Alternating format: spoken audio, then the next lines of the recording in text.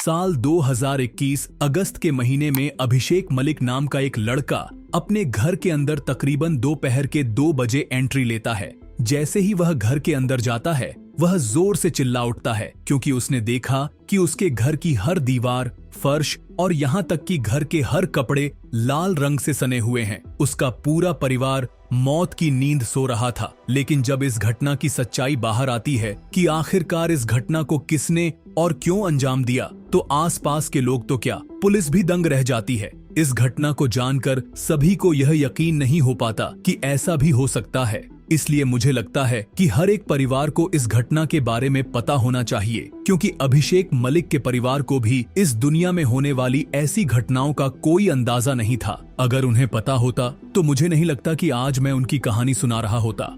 तो चलिए हम मिलकर इस घटना की शुरुआत से जानते हैं और देश विदेश की डार्क रियलिटी से रूबरू होते हैं। यह घटना रोहतक के विजयनगर की है, जहां एक प्रॉपर्टी डीलर प्रदीप मलिक अपने परिवार के साथ रहता था। उनके परिवार में उनकी पत्नी बबली देवी, उनके 2 बच्चे अभिषेक मलिक जिसका उम्र 20 साल था और उनकी बेटी नेहा मलिक जिसका उम्र 18 साल था, और उनके साथ उनकी नानी भी रहती थी।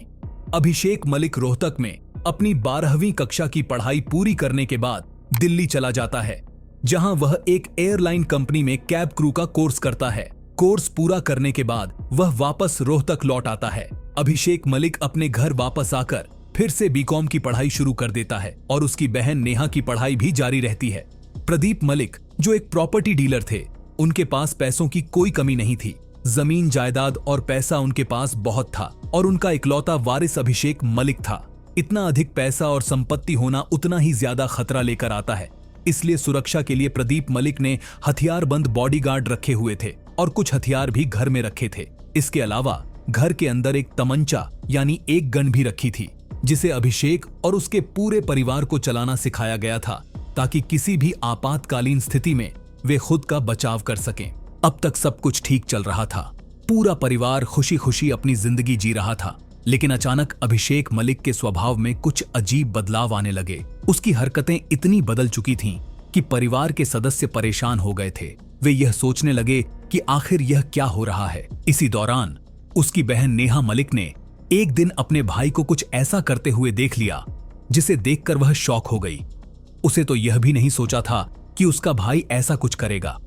खैर, जो कुछ भी नेहा ने देखा था वह इस घटना का मुख्य कारण बन जाता है। यह घटना आगे की कहानी का अहम हिस्सा बन जाती है, जिसे आप धीरे धीरे जानेंगे। समय और घटनाएं बीतती जाती हैं और अब समय आ चुका था कि कुछ गंभीर घटनाएं घटने वाली थीं। अगस्त 2021 का महीना था, जब सुबह सुबह अभिषेक मलिक अपने दोस्तों के साथ पार्टी करने के लिए होटल जाता है। वहां वह खूब पार्टी करता है और एंजॉय करता है। फिर तकरीबन दोपहर के 2 बजे वह अपने घर वापस लौटता है। घर पहुंचकर वह दरवाजे पर खड़ा होकर डोर बेल बजाता है, लेकिन काफी देर हो जाती है, लेकिन घर के अंदर से कोई दरवाजा नहीं खोलता। इस पर अभिषेक ने अपनी मां को कॉल किया, लेकिन उसने कॉल नहीं उठाई और न ही कॉल बैक किया। थोड़ी देर इंतजार करने के बाद उसने पापा, बहन और नानी को भी कॉल किया, लेकिन किसी ने कोई जवाब नहीं दिया और न ही कॉल बैक आया। दरवाजा भी नहीं खुला। अब अभिषेक को घबराहट होने लगी और वह काफी डर गया था। डर के मारे उसने अपने मामा को कॉल किया और बताया, अंदर से कोई दरवाजा नहीं खोल रहा है, न ही कोई कॉल पिक कर रहा है। ऐसा क्यों हो रहा है मुझे नहीं पता, मुझे बहुत डर लग रहा है, आप जल्दी से आ जाओ। मामा ने जवाब दिया, तुम चिंता मत करो, मैं अभी आता हूं। क्योंकि मामा आसपास के इलाके में रहते थे। कुछ ही देर में वह गाड़ी लेकर वहां पहुंच गए। मामा के आने के बाद स्थानीय लोग भी वहां जमा हो गए थे। मामा के साथ जैसे तैसे घर के अंदर एंट्री ली जाती है। जैसे ही सभी लोग घर के अंदर प्रवेश करते हैं, वहां का नजारा देखकर सबके होश उड़ जाते हैं। सबसे पहले अभिषेक ने ग्राउंड फ्लोर पर देखा कि उसके पिता प्रदीप मलिक जमीन पर बुरी हालत में पड़े हुए थे। देखते ही ऐसा लग रहा था जैसे किसी ने प्रदीप मलिक को करीब से गोली मारी हो और सिर पर पट्टी बांधकर उनका काम तमाम किया हो। हिम्मत जुटाकर अभिषेक मलिक आगे बढ़ता है और फर्स्ट फ्लोर पर जाता है। वहां पहुंचने के बाद उसने देखा कि उसकी बहन नेहा मलिक भी अपने कमरे में उसी हाल में बिखरी पड़ी थी। जब उसने अपने कमरे में झांका तो देखा कि उसकी नानी और मां का भी वही हाल था। उसकी नानी बेड पर पड़ी हुई थी और उसकी मां जमीन पर बिखरी हुई थी। घर की दीवारें और फर्श लाल रंग से सनी हुई थीं। इसका मतलब था कि अभिषेक मलिक का पूरा परिवार उजड़ चुका था और अब सिर्फ वह खुद बचा था। इतना होते ही पुलिस भी मौके पर पहुंच जाती है और यह सब देखकर दंग रह जाती है। सबसे पहले चारों शवों को पोस्टमार्टम के लिए भेजा जाता है, लेकिन इससे पहले यह देखा गया कि नेहा मलिक की सांसें चल रही थीं, इसलिए उसे तुरंत अस्पताल भेजा जाता है। हालांकि इलाज के दौरान अफसोस की बात है कि वह भी दुनिया छोड़कर चली जाती है। पुलिस इस स्थिति को लेकर थोड़ी परेशान और हैरान थी। उनका सवाल यह था कि अगर प्रदीप मलिक का कोई दुश्मन था और वह दुश्मनी निकालने के लिए पूरे परिवार को खत्म करने के लिए उनके घर आया था, तो अभिषेक मलिक को कैसे छोड़कर गया? आखिरकार वह इकलौता वारिस था इतनी बड़ी संपत्ति का। अगर दुश्मन ने परिवार को खत्म करने का इरादा किया था तो उसे अभिषेक मलिक को भी मार देना चाहिए था। यह सवाल पुलिस के लिए बहुत अहम था, क्योंकि जिस तरह से चारों को मारा गया था, उसे देखकर ऐसा लगता था कि यह काम किसी बाहरी व्यक्ति का नहीं बल्कि किसी करीबी का था, क्योंकि गोली कनपटी पर करीब से मारी गई थी और अगर कोई बाहरी व्यक्ति होता तो वह दूर से गोली मारता, न कि इतना करीब से। अब यह किसी भी करीबी व्यक्ति का काम हो सकता था, जैसे कि चाचा, ताऊ, फूफा, मामा या फिर खुद अभिषेक मलिक भी। इसीलिए पुलिस ने सबसे पहले यह जानने की कोशिश की कि उस घटना के वक्त अभिषेक मलिक कहां था और क्या कर रहा था। छानबीन के बाद यह पता चलता है कि अभिषेक मलिक तो एक होटल में अपने दोस्तों के साथ पार्टी कर रहा था। उसकी सीसीटीवी फुटेज भी मिल गई, जिससे पुलिस को यह यकीन हो गया कि इस घटना में अभिषेक मलिक का कोई हाथ नहीं था। अब इसके अलावा कोई और व्यक्ति इसके लिए जिम्मेदार हो सकता था। पुलिस ने आगे छानबीन करना शुरू कर दिया और सभी से पूछताछ की। सभी प्रॉपर्टी डीलरों से जो प्रदीप मलिक के संपर्क में थे, पूछताछ की गई कि कहीं कोई प्रॉपर्टी का विवाद तो नहीं था या किसी से कोई दुश्मनी तो नहीं थी। लेकिन किसी से भी पुलिस को कुछ भी जानकारी नहीं मिली, ना कोई गवाही, ना कोई सबूत और ना ही कोई ऐसा सुराग मिला जिससे इस घटना को नया मोड़ दिया जा सके। लेकिन एक रास्ता अभी भी खुला था और वह था अभिषेक मलिक। पुलिस ने उससे पूछताछ की, लेकिन इसमें भी कुछ खास नहीं पाया। अभिषेक मलिक ने ऐसा कुछ नहीं बताया जिससे पुलिस को मदद मिल सके या इस घटना को लेकर कोई नया खुलासा हो सके। हालांकि पूछताछ के दौरान पुलिस वालों ने अभिषेक मलिक की बॉडी लैंग्वेज में कुछ ऐसी बातें नोटिस की जो इस पूरे केस को खोलने में मददगार साबित होती हैं। दरअसल पुलिस ने देखा कि अभिषेक मलिक भले ही एक लड़के जैसा दिखता था, लेकिन उसकी हरकतें लड़कियों जैसी थीं। उसके चलने का तरीका, बोलने का अंदाज, हाव भाव और यहां तक कि उसका रवैया भी लड़कियों जैसा था। फिलहाल पुलिस ने अभिषेक मलिक को तो जाने दिया, लेकिन पीछे से इस केस को एक अलग एंगल से जांचना शुरू कर दिया। सबसे पहले पुलिस ने उसके पड़ोसियों और दोस्तों से पूछताछ की ताकि यह पता लगाया जा सके कि अभिषेक मलिक वास्तव में कैसा लड़का है।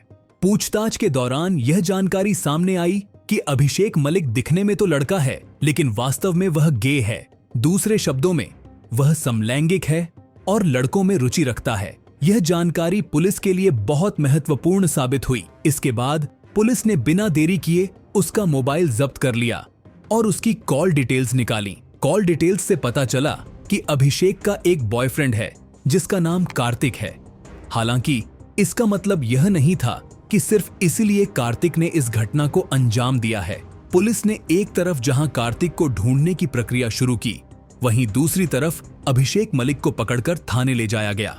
वहां उसे बैठाकर सख्ती से पूछताछ की गई। जब उससे गहराई से सवाल जवाब किए गए तो जो सच्चाई सामने आई वह वाकई हैरान करने वाली थी। आखिरकार अभिषेक मलिक ने ऐसा क्या खुलासा किया? दरअसल कहानी यहां से थोड़ा और पीछे चली जाती है।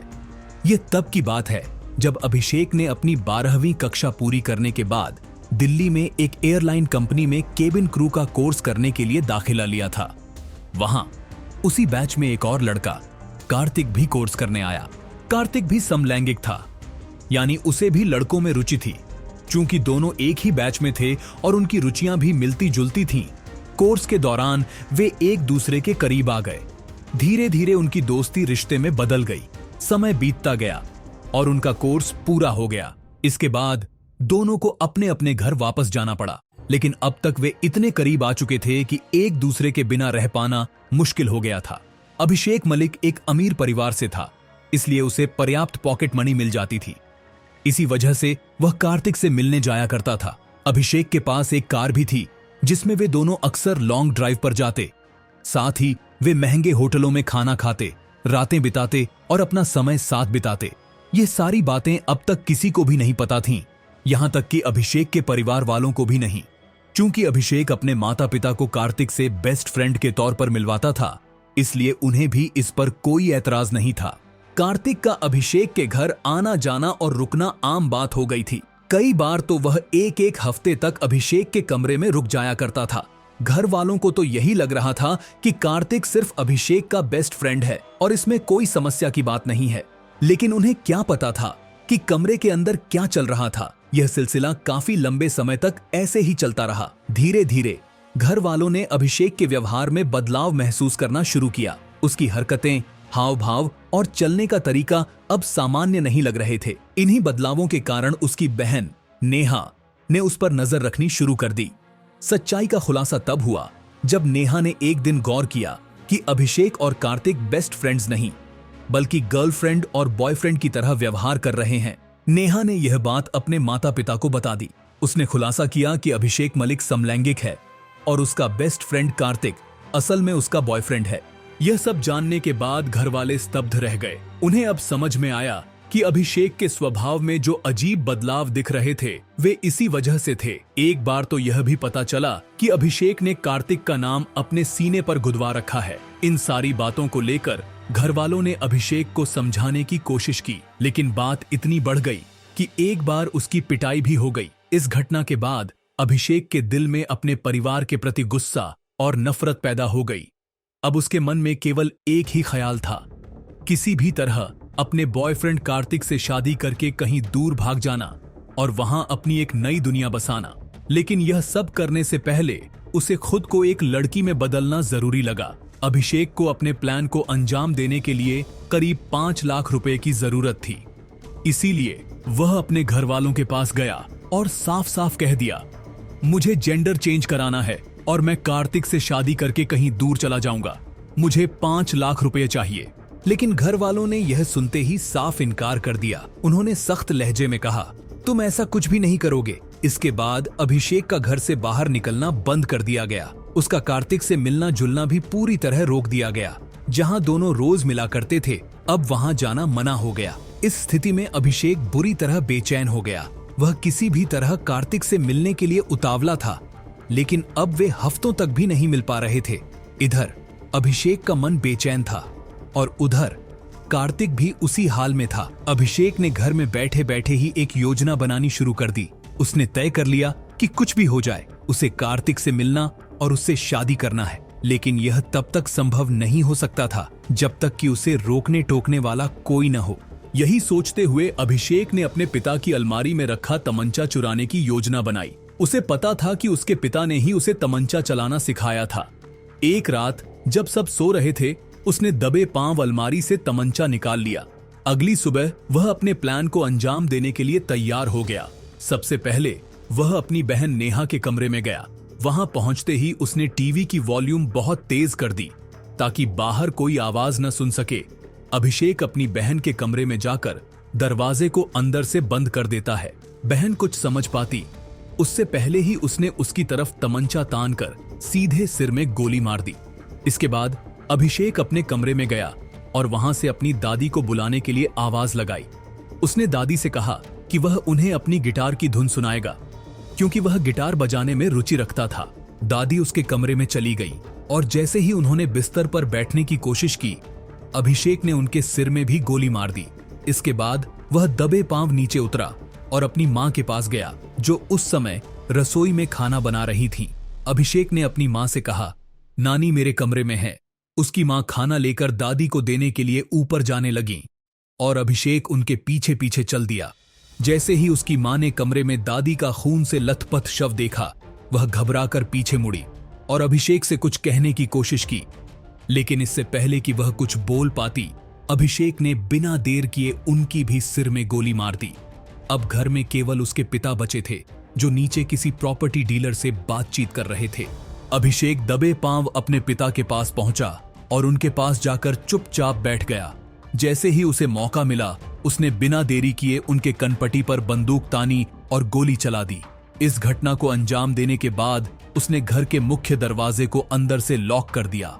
फिर वह चुपके से अपने बॉयफ्रेंड कार्तिक के पास चला गया, जो एक होटल में पार्टी कर रहा था। होटल में पहुंचकर अभिषेक ने पार्टी का भरपूर आनंद लिया। जैसा कि पहले बताया गया था, पुलिस ने होटल की सीसीटीवी फुटेज देखने के बाद यह मान लिया था कि इस घटना में अभिषेक का कोई हाथ नहीं है। लेकिन असलियत यह थी कि अभिषेक ने ही इस भयानक घटना को अंजाम दिया था। होटल में पार्टी के दौरान उसने पूरी मस्ती की। इसके बाद दोपहर को वह घर वापस लौट आया और एक ड्रामे का मंचन शुरू कर दिया। उसने इतनी बेहतरीन एक्टिंग की कि शायद एक पल के लिए खुद को भी यह यकीन नहीं हुआ होगा कि उसने इस घटना को अंजाम दिया है। खैर, जब सच्चाई सामने आई तो पुलिस ने अपना काम किया। अब आपकी बारी है। चैनल को सब्सक्राइब करें और वीडियो को लाइक करना न भूलें। धन्यवाद।